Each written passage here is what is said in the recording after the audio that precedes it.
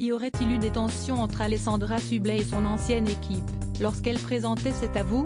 Invitée dans l'émission, désormais présentée par Anne-Elisabeth Lemoine, ce mercredi 24 mai, pour promouvoir son spectacle Tous les risques n'auront pas la saveur du succès, l'ex-animatrice de télévision qui souhaite désormais se tourner vers le jeu et la comédie, a expliqué vouloir, à travers son seul en scène, motiver les spectateurs qui viendront la voir à prendre leur vie en main.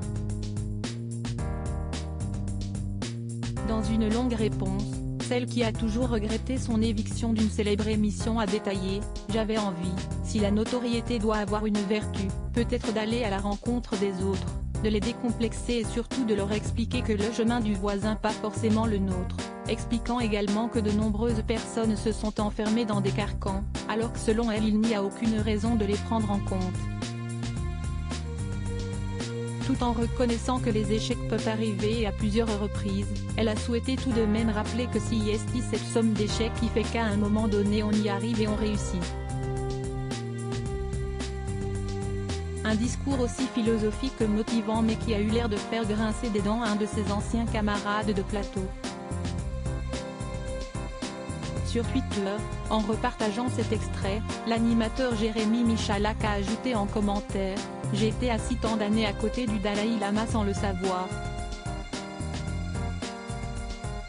Une petite pique ironique qui risque de ne pas beaucoup plaire à la principale intéressée, d'autant plus que l'ex-chroniqueur d'Alessandra Sublet ne semble pas avoir apporté de précisions supplémentaires sur les raisons de leur dispute. Alessandra Sublet, son évolution physique. Jérémy Michalak, cette autre personnalité de la télévision avec laquelle il est en froid qu'il n'y a d'ailleurs pas qu'avec Alessandra Sublet que Jérémy Michalak semble fâché. Il y a une petite dizaine d'années en arrière, l'animateur qui avait été nommé à la tête du palmarès des plus beaux mecs de la télé en 2010 par les lecteurs de Têtu avait également connu des tensions avec le célèbre sniper de Thierry Ardisson, Laurent Baffy. Ce dernier avait accusé le premier d'être responsable de l'annulation de son émission, 17e sans ascenseur, ce que Jérémy Michalak avait toujours nié.